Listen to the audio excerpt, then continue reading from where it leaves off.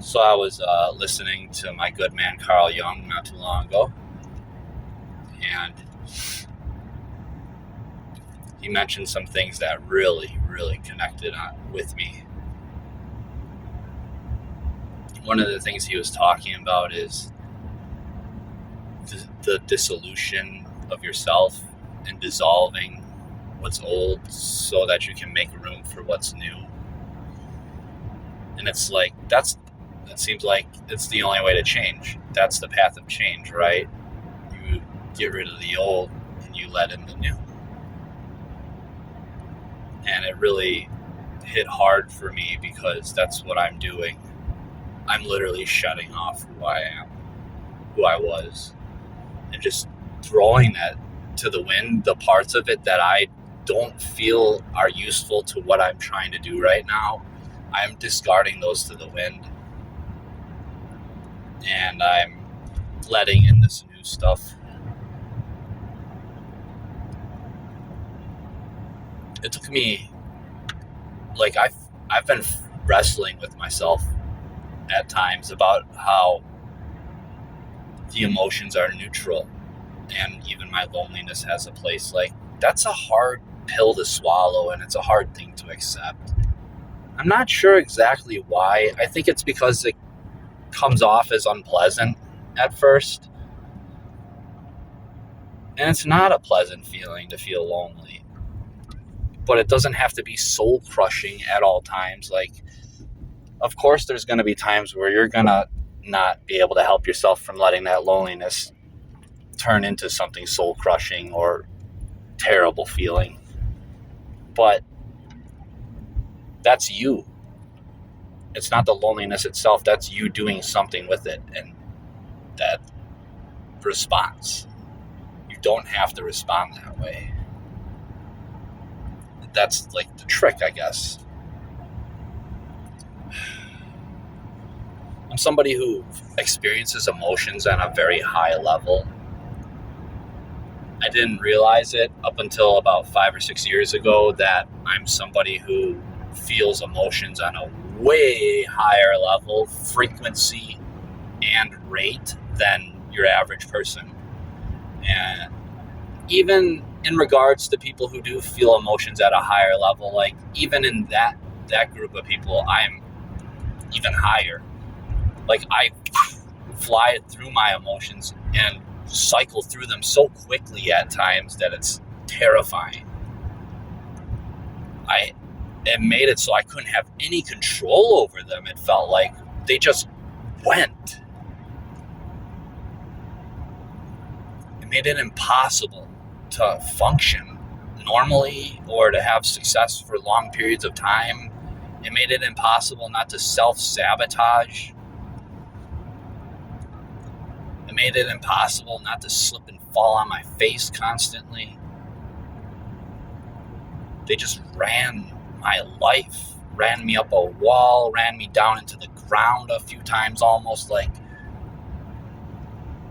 I have done nothing but fight with them instead of accepting them as neutral and letting them flow through me. And then responding. Not responding in the heat of the moment, but reflecting first and then responding. Not being so quick to speak. Not being so quick to think about something in black and white terms, all or nothing. Like, that's not proper thinking, right? To use wise mind as much as I possibly can. And I have to tell you, like, these mental exercises and these emotional exercises, I feel like they're one of the few things that are getting me through this right now. Ooh, because the old me would have fell the fudge apart after all of this. Man, it almost killed me a couple times already, but that was the old me that's disappearing. It's been impossible because of my outlook on feelings and emotions. It made it impossible for me to function properly. I could have brief moments of success, maybe a year tops, and then self-sabotage.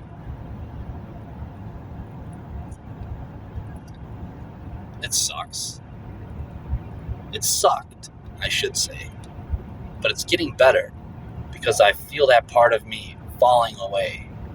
And I feel this new part of me, this confident, ambitious part of me that's ready to take this on. I can do this. Not only am I going to survive this, but I'm going to thrive in my own way, at my own terms, at my own pace, how I want to do it. Not how other people say I should do it or think I should do it. I'm not going to let anybody tell me how they think I should live my life anymore. I'm not going to let the noise of the outside world affect my thinking like that anymore. I know exactly who I have to be to get through this, and that's who I'm becoming. I have to let go of hope on certain things and put my hope in new things that I know are just crutches, I guess you could say. In a way, they are emotional crutches, but they're also a new foundation. And they don't,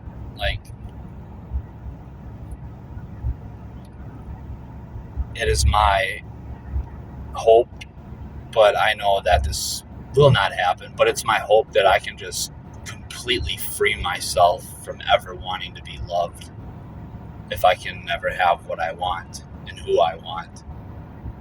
I don't know if I can ever do that, but I want to do that. I don't want to love somebody else or be loved by somebody else ever again. And I don't want to be around anybody else anymore.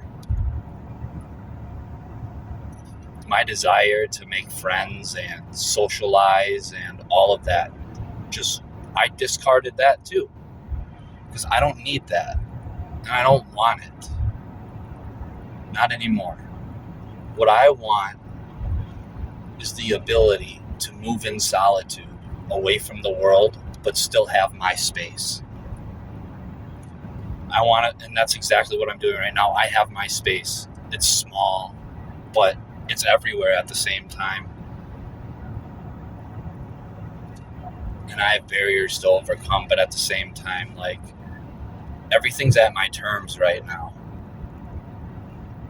At my pace.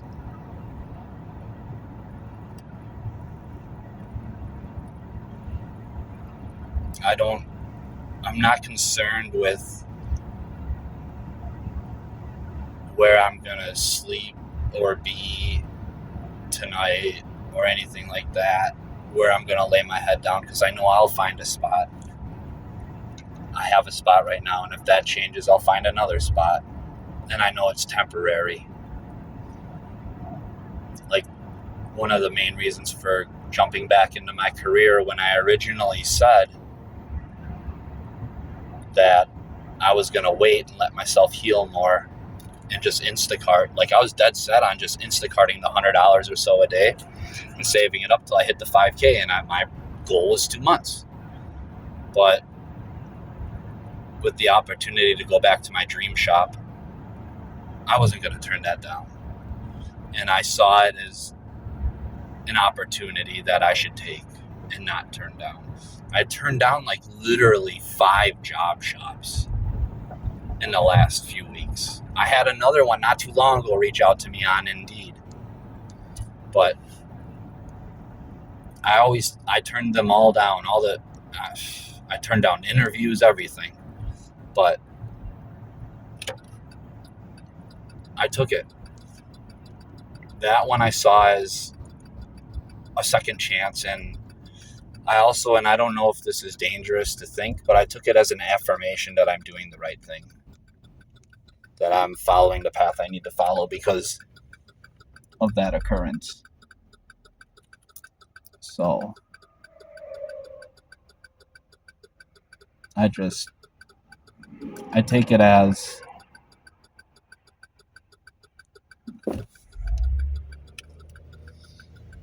sorry, there was cars coming. I take it as a sign that I'm on the right path and that I'm doing what I need to do. do, and that I need to just keep moving ahead the way I am. So we will see what happens. But whatever happens, I do know that I can respond to the situation properly and adjust accordingly as I go, and do things on my terms. Keep it on my terms, and I'll be successful. There's going to be some things that are, of course, out of my control, but those things I will meet properly. So, yeah, that's the shedding of the old and letting in the new.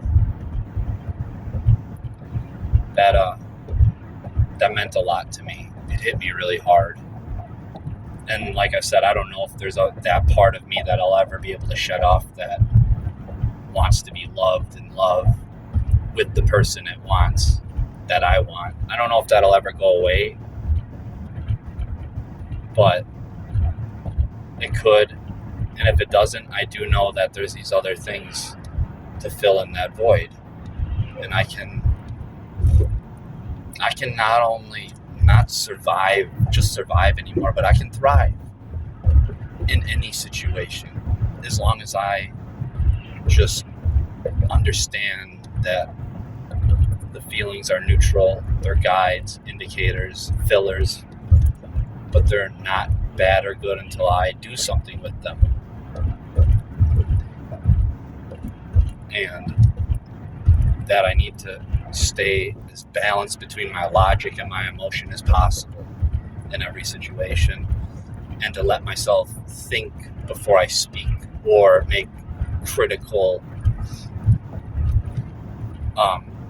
labels for things and understandings and things of that nature.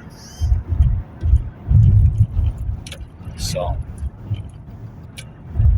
that's what I got out of that, and I thought that meant something important enough for me to make a video about it. I don't know, it's just important to me. Hopefully get something out of it too. I need to go do this badge.